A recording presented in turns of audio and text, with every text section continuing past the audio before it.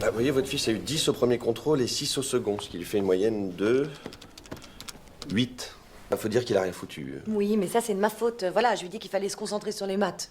Enfin là, c'est vrai qu'avec 8 de moyenne en histoire, il risque de rater les félicitations fin de trimestre. Ah oui, aucune chance, là.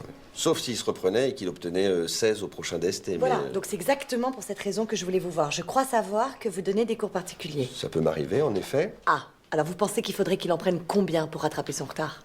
Et pour viser les 16? Oui. Ça prendrait des semaines. Des semaines? Ah oui. Non, c'est pour ça que dans le cas de votre fils, la meilleure solution, ce serait de prendre un forfait. 200 €, ça vous irait? Ah, c'est une somme. Ah oui, mais il y a du travail. Oui. Non, non, mais si vous me garantissez qu'après il aura le niveau... Le niveau? Ah non, aucune chance, mais il aura 16. En liquide, c'est possible? Bien sûr. Moi, je faisais vraiment un job bullshit, genre marketing, digital, je sais pas quoi.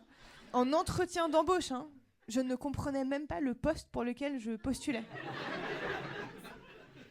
Et je l'ai eu. Je sais pas si vous mesurez un peu le niveau de bullshit, et j'ai l'impression que la personne en face de moi était dans la même situation. Elle inventait en live ce qu'elle faisait. En fait, les gens, quand ils font des métiers bullshit, ils te disent pas ce qu'ils font. Ils te disent ce qu'ils ne font pas. Tu sais, j'avais rencontré plusieurs personnes de l'équipe, elle était là. Donc, tu as parlé à Magali. Voilà. Donc, Magali, elle fait vraiment le développement marque.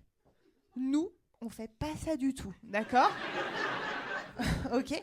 Et tu as parlé à Julien aussi. Voilà. Donc, lui, il fait vraiment l'implémentation business. Pas du tout notre travail. D'accord? Ça, mais à la fin, j'avais envie de lui dire, mais t'es qui, toi? Tu fais quoi? J'ai un message pour toi, Nathalie. Nathalie, c'est cette collègue qui me disait dès que j'étais pas maquillée, bah dis non, t'as l'air malade. Non, Nathalie. Moi, je te dis pas quand tu me souffles dans le bec et que ça sent la station d'épuration. Je te dis rien non plus quand tu fais cuire ton sang au picard et que ça embaume toute la pièce.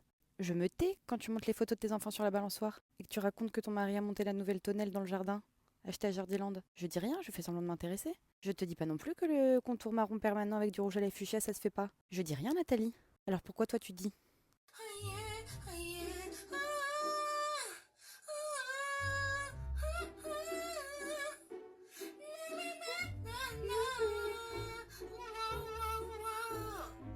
Pour moi, t'étais la seule personne en qui vraiment j'avais confiance, mais qui jamais j'aurais pu douter. Overdose de conscience, t'étais devenue ma sœur de cœur, personne n'aurait pu nous séparer. C'est pour elle, là, que tu m'as quitté? Attends, excuse-moi. Quoi? C'est toi que tu parles?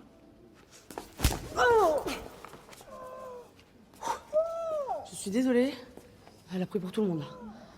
Trop de sous-entendus sur ma personne et... fallait que ça parte, là.